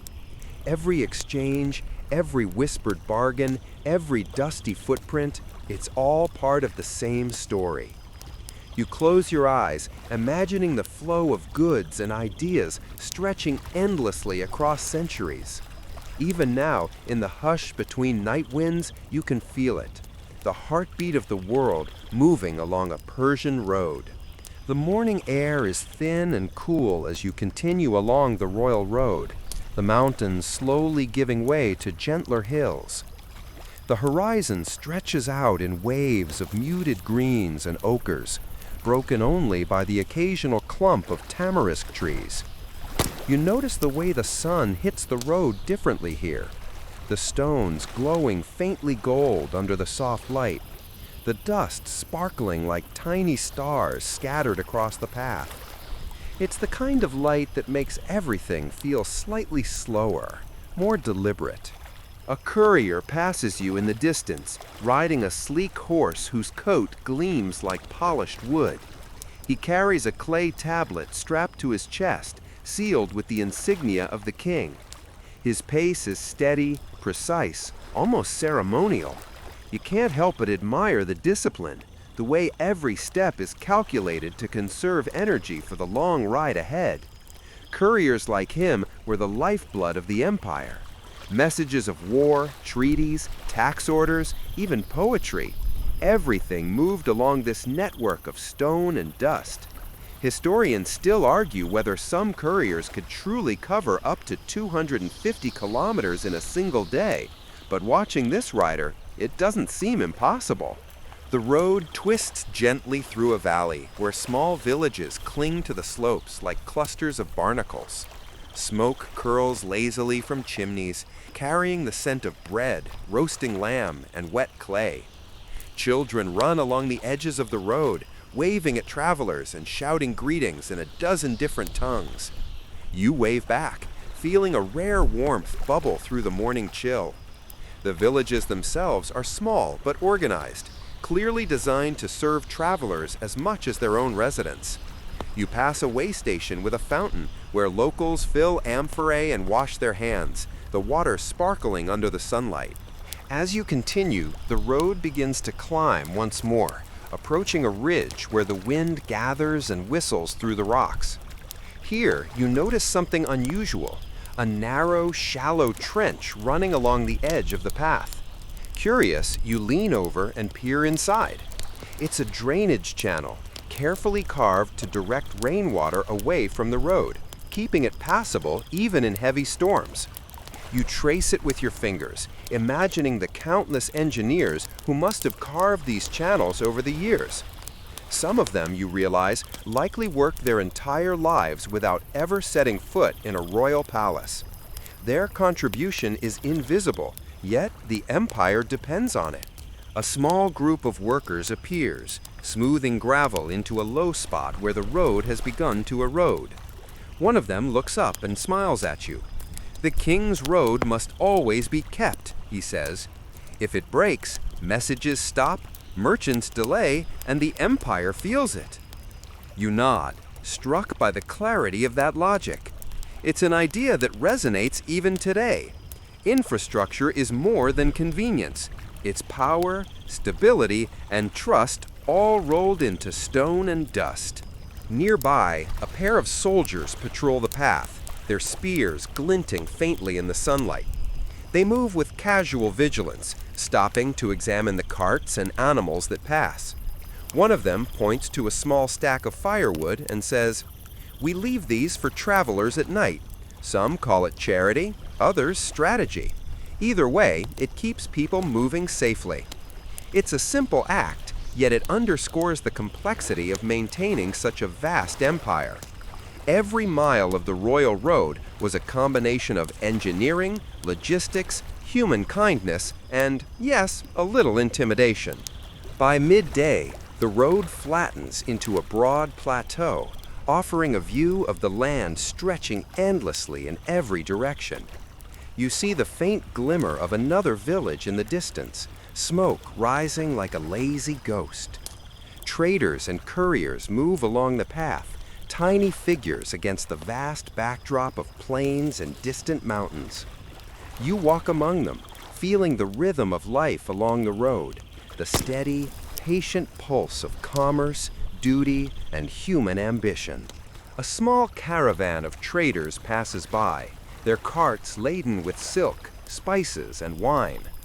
One of the merchants, an older man with a sun-darkened face, calls out a greeting and offers you a fig. You accept, biting into its sweet, earthy flesh. The road carries these goods, but it also carries stories, laughter, arguments, and prayers. Each traveler contributes to the living tapestry of the empire, leaving invisible footprints alongside the stone markers and bridges. Later, you come upon a shallow stream, crossed by a simple wooden bridge reinforced with stone. The water flows quietly beneath, carrying fallen leaves and petals from trees upstream. You pause, dipping your hands into the cool liquid, letting it run over your fingers. Nearby, a scribe is recording the flow of traffic, the number of carts, the type of goods, the direction of movement. It seems mundane, almost obsessive, but you recognize its importance. Without these records, the empire would be blind to its own circulation. Historians still debate how detailed these early census-like records really were, but the system's existence speaks volumes about Persian ingenuity. As you follow the road further, the terrain shifts again. Hills become rocky, interspersed with patches of soft soil where wildflowers bloom. The path narrows, winding between boulders and small cliffs. Here, you notice carvings in the rocks, small etchings of horses, lions, and abstract patterns. Some look ancient, others newer, almost playful. Travelers have left marks for centuries, perhaps as a gesture of pride, superstition, or simply boredom. You trace one of the carvings with your finger, marveling at the continuity of human presence along this route. Evening arrives gradually, painting the land in warm amber and soft pink. The sound of the wind changes, now a gentle susurration weaving through the rocks and trees. You arrive at a waystation built against a rocky outcrop, its walls made of sun-baked bricks. Inside, a fire burns in a central hearth, smoke curling lazily through a narrow chimney. Travelers sit around, sharing food and stories, their faces illuminated by the flickering flames. You join them, feeling the weight of the day's journey ease from your shoulders. A young courier recounts a tale of a lost horse that somehow carried a king's message despite a storm. Laughter follows, and someone adds a detail that probably never happened, an eagle swooping down to help the horse find its way. You smile, knowing that stories like these, whether true or exaggerated, are the invisible glue that binds people together along the royal road. As night falls fully, the stars emerge in full brilliance. The waystation is quieting down. Animals settle, travelers curl up in blankets, and the fire burns lower. You lie back on the cool stone floor, listening to the distant murmur of water and the occasional creak of wooden wheels.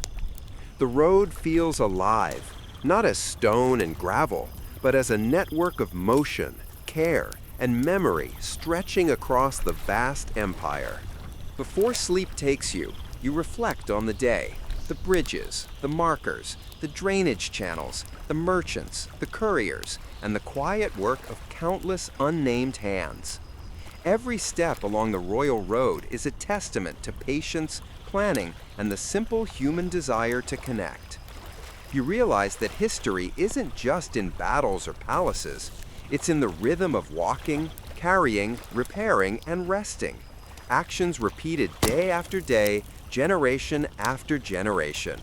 And as you close your eyes under the gentle glow of the hearth and the distant stars, you feel the quiet hum of the empire beneath you, a live-in pulse that has survived centuries and will continue in the stories, footsteps, and dreams of those who follow the same road.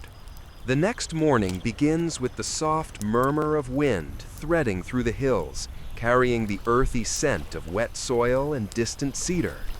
You rise early, feeling the slight chill that follows night in the highlands, and set out along the royal road once more. The path twists gently through gentle slopes and low ridges, lined with patches of wild thyme and rosemary whose fragrances mingle with the dust.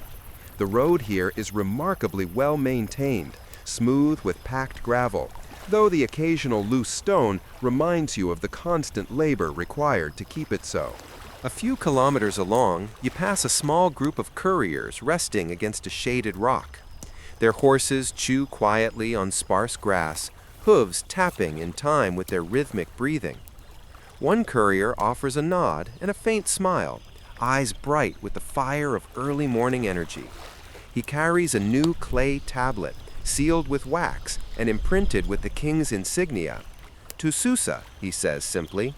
No fanfare, no dramatic flourish, just another message making its steady journey across the empire. You marvel at the discipline, wondering how many hands it took to build a system so reliable. Historians still argue whether the royal road's efficiency was truly unmatched in the ancient world, or simply a matter of careful record-keeping and luck. But watching these couriers, you sense a precision that borders on genius. You follow a shallow creek that runs parallel to the road, its water gleaming faintly under the rising sun. The sound of the stream is hypnotic, a soft counterpoint to the rhythmic crunch of gravel beneath your sandals. Occasionally, a fish darts beneath the surface, silver and elusive, breaking the mirror-like reflection of the sky. Alongside the creek, you notice a series of small stone culverts designed to guide water beneath the road. You pause to run your hand over the smooth surface, imagining the labor that went into carving channels precise enough to protect both travelers and infrastructure. One miscalculation could wash out a bridge or leave a wagon trapped in mud for days. By late morning, the landscape shifts again. The gentle hills give way to broader valleys dotted with farms and small settlements. You pass a farmer tending a plot of barley, his hands caked in soil. He looks up as you approach and waves, offering a small smile that speaks of shared knowledge. Everyone here understands the road's importance. The royal road is more than a conduit for messages and trade. It's a lifeline, feeding the villages and towns that line its route. Without it, commerce would slow, crops might rot, and communities could become isolated. A fringe tale comes to mind, one you heard from a wandering merchant near the mountains, that along a stretch of road in Media, the Persians once buried jars of honey beneath milestones to provide sustenance for weary travelers. Whether true or just a fanciful story, you can see the logic. Small acts of care that ensure the empire's machinery keeps moving. You pause at a milestone carved with the king's name and run your hand over the worn inscription, imagining someone centuries ago chiseling those letters with steady, patient effort. Further along, a bridge appears, spanning a shallow but swiftly moving stream. Its stones are smooth, expertly fitted, and slightly worn from centuries of passage. Workers are repairing a small section where water has undermined the edge, carefully placing stones and packing earth around them. One of the men explains that they replace damaged stones immediately, even during the dry season, because allowing erosion to take hold could slow messages and goods for days. You help briefly, lifting a stone that feels impossibly heavy and placing it into position, marveling at the strength and rhythm required for such repetitive labor. By afternoon, the terrain opens into a broad plain, dotted with low scrub and the occasional grove of pistachio trees. The road stretches straight and true across the horizon, flanked by regular markers. Each marker feels like a small companion, a silent confirmation that you are still moving in the right direction. You trace the faded inscriptions, wondering how many travelers have touched them before you. Some historians still debate whether the original markers were simply for distance or also served as signs of authority, asserting the king's presence across the empire. Either way, they provide a quiet reassurance that someone is watching over the journey, even if from a distance. You pass another group of traders with a caravan of camels, their loads wrapped tightly with furs and cloth. One of the merchants calls out a greeting, offering dried figs. You accept, noting the small indulgence that brightens an otherwise mundane day. The camels, patient and steady, plod along, their hooves marking a rhythm that seems to echo through the valleys. Each step resonates with the centuries of travelers who have passed this way: soldiers, merchants, scribes, and even royalty. The road itself becomes a kind of living record, each imprint a story waiting to be imagined. As evening approaches, the light softens, casting long shadows across the plain. You reach a small rest station, a collection of low mud brick buildings with thatched roofs. Travelers are preparing their meals, tending animals, and exchanging news. You sit near a fire with a pair of couriers, listening as they recount events from distant cities. Goods arriving, storms delaying caravans, messages delivered just in time. The tales are simple but revealing, a testament to the human networks that make empires function. You notice a subtle rhythm in the way the people move and speak. Efficient, deliberate, almost hypnotic in its repetition. It's easy to see how such discipline became part of the culture, embedded in every corner of the empire. The Royal Road doesn't just connect cities. It trains its travelers and caretakers in patience, endurance, and coordination. Every repair, every cleared stone, every careful footstep contributes to a chain that stretches across the continents.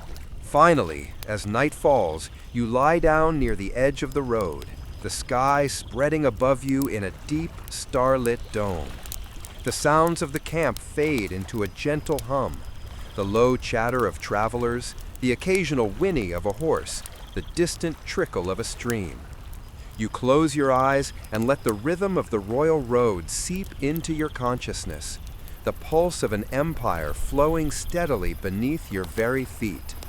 Even now, after centuries, it continues to carry messages, trade, and dreams across the vastness of Persia, a silent testament to human ingenuity and perseverance.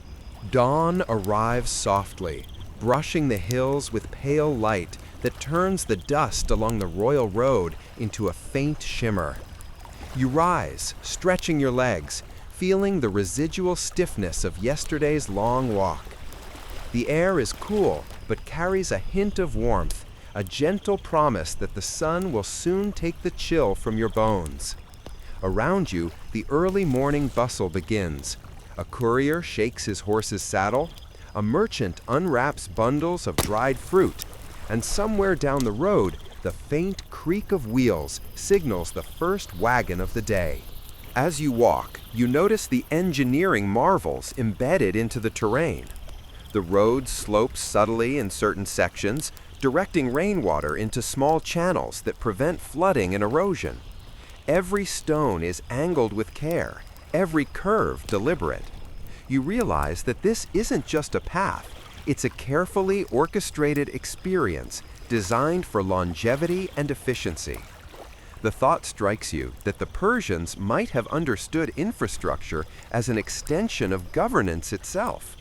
Maintaining the road was as much a statement of authority as any palace or palace edict.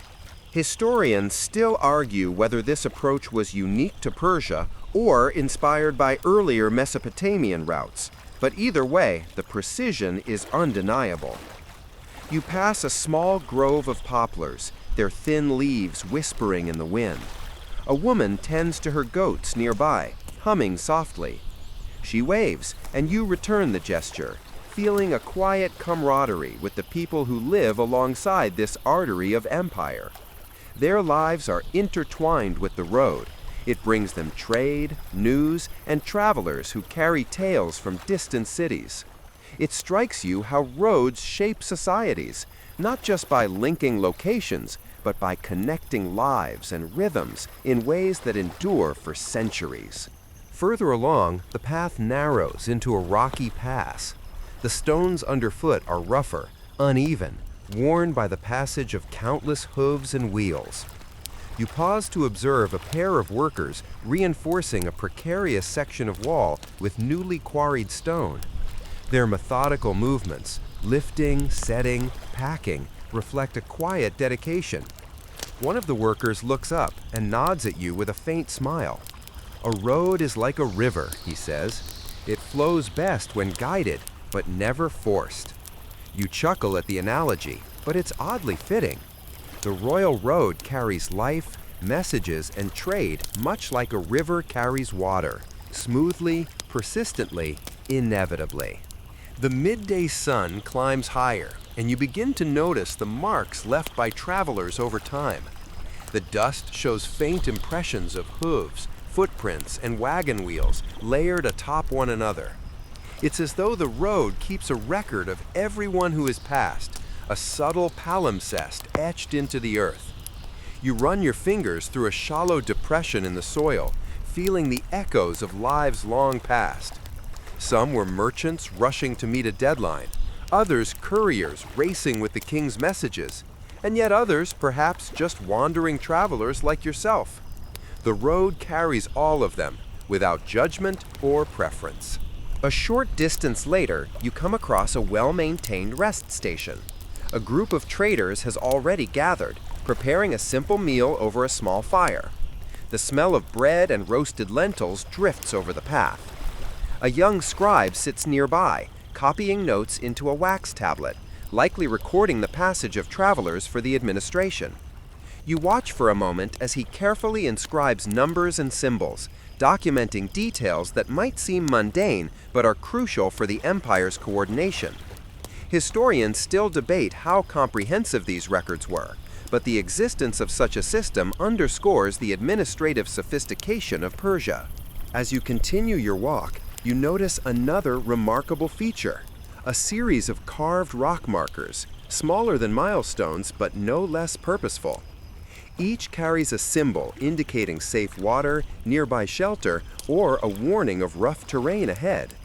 It's easy to see how these small details made travel predictable and manageable, reducing uncertainty in a world without maps or modern signage. You touch one, tracing the grooves worn smooth by centuries of hands, and feel a connection to the countless travelers who relied on these quiet guides. By mid-afternoon, the road begins a gentle descent toward a river valley. The landscape opens up, revealing fertile fields dotted with grazing animals. The air carries the sweet scent of grass and hay. Farmers work along the banks, some with plows, others tending small orchards. The royal road brings life to these valleys, delivering trade, news, and people who bring goods and ideas from distant lands. You pause by a wooden bridge spanning a narrow tributary, noticing the careful construction: flat stones embedded in a bed of packed earth, reinforced by timber beams. Every detail speaks to the Persians' meticulous attention to durability and function. A group of merchants approaches, their camels laden with wine, olive oil, and woven fabrics. They greet you with a practiced cheer, offering small portions of dried fruit and flatbread. You accept, appreciating the simple sustenance and the camaraderie. One of the older traders recounts a story of a courier who once traveled from Susa to Sardis in record time, relying on the network of rest stations, markers, and bridges. The tale is embroidered with exaggeration. He mentions a miraculous horse and a near mythical encounter with a desert eagle. But the kernel of truth is clear. The road enabled extraordinary feats of coordination and endurance. As the sun begins its slow descent, the road stretches ahead in a gentle golden haze. Shadows lengthen across the plain, blending the shapes of travelers, animals, and markers into a unified tableau.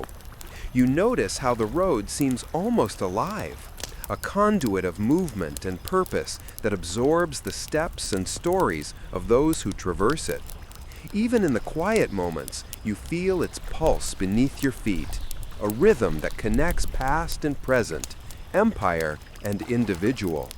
Finally, evening settles softly, cooling the dust and casting the landscape in muted hues. You find a small patch of grass near a shallow stream and rest.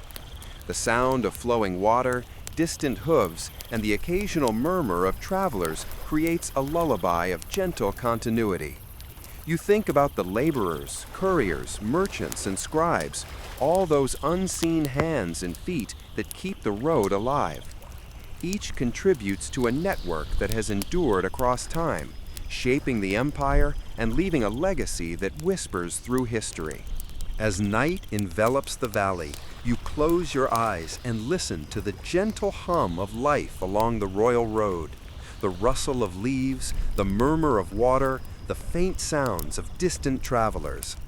In this moment, you feel the quiet majesty of human persistence and the subtle, enduring beauty of a road that carries not just goods, but history itself. The morning light filters through a thin veil of mist as you rise and continue along the royal road. The path feels softer underfoot here, as if the constant passage of travelers over centuries has worn it down into a gentle slope. You pause to take a deep breath, inhaling the sense of wild herbs and damp earth. Somewhere nearby, a flock of sheep moves slowly, shepherded by a boy whose eyes are keen and alert. The sound of their bells mingles with the whispering wind, a quiet symphony that seems perfectly suited to the rhythm of this ancient highway. As you trudge along, you notice a small cluster of stone cairns on the horizon. They rise like solemn sentinels, marking either a particularly treacherous stretch of the road or perhaps a place of rest for those who traveled before you. The cairns themselves are simple, unadorned, but their purpose is clear: guidance, reassurance, a reminder that even in desolate landscapes, someone cares enough to leave markers. You run your hand along the rough surface of one stone, imagining the hands that set it in place, and feel an unexpected connection to those long-gone travelers. Historians still argue whether cairns were primarily for navigation or for ritual significance, but either way, they punctuate the journey with quiet presence. A little further, the road narrows between rocky outcrops that seem to lean toward one another, creating a natural tunnel. Sunlight filters through the gaps, casting shifting patterns across the path.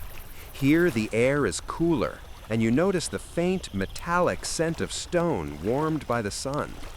A couple of road workers are repairing a section where the rock has worn unevenly. They move with patient precision, hammering, chiseling, and resetting stones that have shifted over time. One of them looks up and nods at you. "Every rock," he says. "If it moves, the whole road feels it." You smile, realizing how true that is, not just for roads, but for empires and the people who sustain them. By midday, the path widens again, revealing a broad valley filled with scattered villages and orchards. Farmers are hard at work, tending wheat fields that ripple in the breeze. You notice a small irrigation ditch running parallel to the road, feeding the crops and ensuring that the land remains fertile. The Persian engineers clearly understood the importance of water management, creating systems that supported both agriculture and transportation. A merchant pauses beside the ditch, washing a few coins in the cool water and humming a tune that seems to echo off the hills. You catch yourself smiling at the simple domesticity of it all, a reminder that even monumental roads are made for ordinary lives. As you walk, you see another set of markers rising from the dust, some carved with distance measurements, others bearing royal insignias. They are worn but still legible, reminders that the empire stretched far and demanded accountability and precision. One of the markers bears a strange etching, almost like a playful doodle, a tiny horse prancing across the stone. You laugh quietly to yourself. Even in the midst of monumental construction, someone found time for small acts of whimsy. A group of travelers approaches from the opposite direction, a family on foot, their pack animals laden with goods, a few soldiers escorting them. They exchange greetings in hurried tones, smiling and nodding politely. The children clutch small charms tied around their necks, likely meant to protect them from misfortune. You remember hearing a fringe story that some of these charms were once blessed by the king's scribes, meant to keep travelers safe along the road. Whether true or not, you can see how such traditions provide comfort and continuity along a route that stretches thousands of kilometers. Later, the road climbs once more, moving through gently rolling hills that rise toward a distant plateau. The gradient is steady but noticeable, and your legs protest after hours of walking. Along the way, you spot a small team of laborers reinforcing a section of the road with gravel and compacted earth. One of them pauses to wave, brushing dust from his tunic. You wave back, silently acknowledging the unglamorous labor that keeps this artery of the empire flowing. Without people like these, the grand stories of kings and empires would crumble into dust along with the neglected roads. The terrain grows rugged as you near the plateau. Rocky outcrops jut into the sky, casting long shadows across the road. You pass a narrow stone bridge spanning a small, fast-moving stream. Its construction is simple but effective. Flat stones tightly fitted together, reinforced by beams hidden beneath. A lone courier crosses it, his horse stepping carefully, and you marvel at how such structures have endured. Bridges, after all, are vulnerable points. Without diligent maintenance, the entire network could falter. By afternoon, the road opens into an expansive plain, dotted with grazing animals and small clusters of shrubs. The wind carries the faint aroma of wildflowers and dry grass. You notice the traces of countless travelers, hoof prints, wheel tracks, footprints pressed into the dust, layered one atop another like a living palimpsest. Each mark tells a story of trade, duty, or simple wandering, but together they form a continuous narrative of the royal road itself. You stop near a small rest station, a cluster of low mud brick buildings with thatched roofs. Travelers are preparing meals, tending animals, and repairing carts. The air hums with quiet energy, a mixture of conversation, animal sounds, and the occasional clatter of tools. You join a few travelers around a fire, accepting a small portion of bread and cheese offered by a merchant. They speak of recent news, storms that delayed caravans, letters that arrived on schedule, and distant markets where goods are sold for coins that will eventually circulate back here. The road is more than a route. It is a living network, connecting people, goods, and stories in a vast, invisible web. As the day wanes, the light softens, casting long shadows across the plain. You notice the distant glimmer of another settlement, smoke curling from chimneys like thin fingers of memory reaching toward the sky. The royal road stretches endlessly ahead, a ribbon of stone and dust that carries life, commerce, and human endeavor across the empire. Every step you take feels both intimate and monumental, the quiet rhythm of walking tracing the pulse of a civilization. By evening, the road grows quiet again. Travelers rest, animals settle, and the faint murmur of distant voices blends with the gentle rustle of wind through the grass. You lie down near the edge of the path, listening to the soft sounds of the world around you. The road hums beneath your feet, carrying memories, footsteps, and the enduring heartbeat of an empire that has lasted centuries. The day begins with a faint blush along the horizon, soft and tentative, as if the sun itself is stretching after a long night. You rise, feeling the cool dust of the road beneath your fingers, and step forward along the royal road. The path here is wide and gently braided, winding through low hills where wild grasses ripple in the morning breeze. The air smells faintly of earth and dew, carrying a hint of something sweet from nearby flowering shrubs. Somewhere in the distance, the rhythmic clip-clop of hooves announces the approach of another traveler, a reminder that the road is never truly empty. You notice the regularity of the stone markers, each one a small testament to careful planning. Distances are measured with precision, and the king's insignia is carved boldly on the larger milestones. You run your hand along a particularly worn stone, marveling at the persistence of human effort. Someone, centuries ago, carved these letters with steady determination, never imagining the centuries over which they would endure. Historians still debate whether these markers were purely functional or whether they also served a symbolic role, asserting the king's presence across the empire. Either way, they offer reassurance, a subtle guide through the otherwise vast and empty landscape. As you walk, the road narrows slightly, flanked by low stone walls meant to stabilize the path. A few laborers are repairing a section, resetting loose gravel and adjusting stones to prevent erosion. One pauses and wipes his brow, offering a small smile as you pass. "The road must remain steady," he says simply. "Even small cracks can grow into big problems." You nod, understanding how literal that is for the empire. The smallest oversight could delay messages, stall trade, or impede movement. Maintenance is a quiet form of power, invisible yet indispensable. Further along, you notice a grove of tamarisk trees, their thin branches swaying gently in the breeze. Under their shade, a small group of travelers rests, sharing simple meals and the occasional story. Children play nearby, chasing each other in dusty circles, while a goat wanders lazily among the legs of the adults. You pause to watch, feeling a sense of continuity. The road is not just a conduit for commerce and messages, it is a living, breathing part of the communities it touches. It shapes their routines, their interactions, their daily rhythm. A short distance ahead, you spot a wooden bridge crossing a shallow stream. Its timbers look sturdy, though worn by years of passage. You cross slowly, mindful of the gaps between the planks, and pause to watch the water trickle beneath.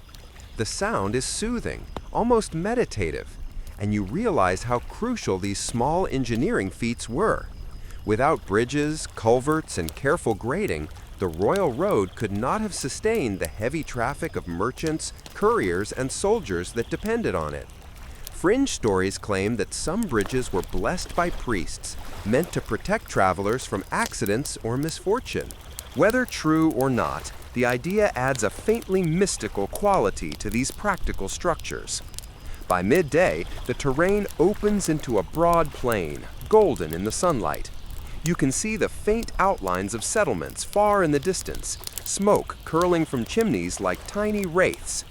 Traders pass by, their camels laden with silk, spices, and ceramics. One stops to offer dried figs, which you accept gratefully. The smell of roasting meat drifts from nearby villages, mingling with the earthy aroma of dust and hay. The road hums with quiet energy, a living artery carrying people, goods, and stories alike. A courier rides past, a clay tablet strapped to his chest.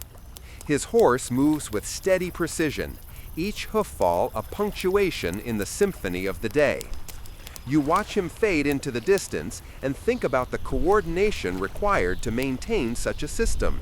Waystations, bridges, milestones, and the workers who keep it all functional. The royal road is more than stone and dirt.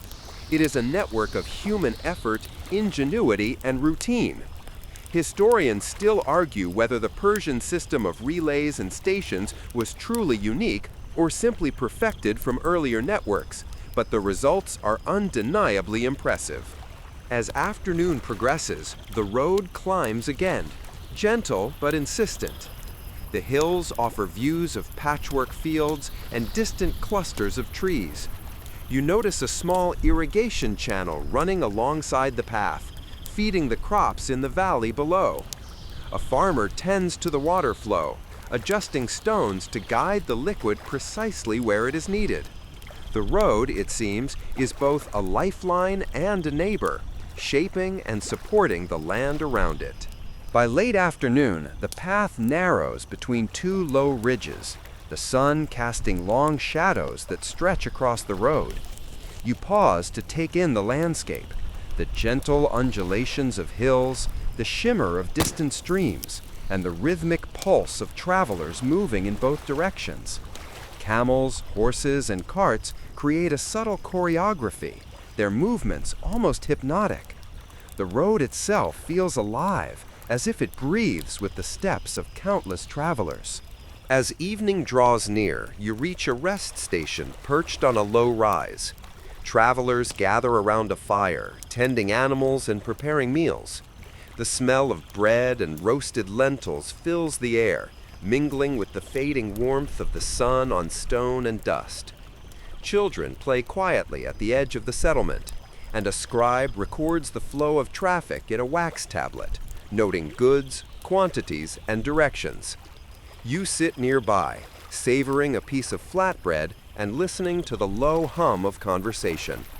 The road is more than a path. It is a living network of connection, discipline, and human continuity. Finally, night settles gently over the plain. Stars emerge in the clear sky, reflecting faintly on the smooth surface of the road. Travelers curl up on blankets, fires burn low, and animals settle with soft noises. You lie down beside the path, feeling the subtle pulse of the royal road beneath you. Every stone, every marker, every bridge and culvert carries the memory of countless feet and hooves, a testament to the enduring ingenuity of those who built and maintain it. The road hums softly beneath your back, a quiet lullaby that speaks of patience, persistence, and the gentle rhythm of empire stretched across time. The sun rises slowly over the horizon, spilling warm light across the gently rolling landscape. You rise from your resting spot beside the royal road, stretching limbs stiffened from days of walking. The air is crisp, carrying faint scents of wild herbs, baked clay, and distant smoke from village hearths.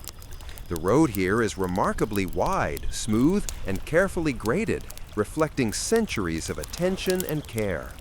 Every stone seems purposefully placed, every curve deliberate, guiding travelers along the immense expanse of the Persian Empire. You inhale deeply and begin walking, feeling the comforting rhythm of the path beneath your feet. The morning is quiet, the occasional sound of animals grazing or water trickling from a distant stream, the only interruptions to your thoughts. You pass a small grove of tamarisks and pause to watch a family of travelers preparing their day. A child waves to you, holding a small clay toy in one hand, eyes bright and curious. You wave back, smiling at the tiny, timeless gestures that persist along this route. It strikes you how the royal road, though monumental in scale, remains intimately human. Every stone, bridge, and milestone interacts with lives in ways both practical and delicate. A short distance ahead, you notice a repair crew working on a worn section of road. They lift stones, pack gravel, and hammer carefully, their movements precise and repetitive.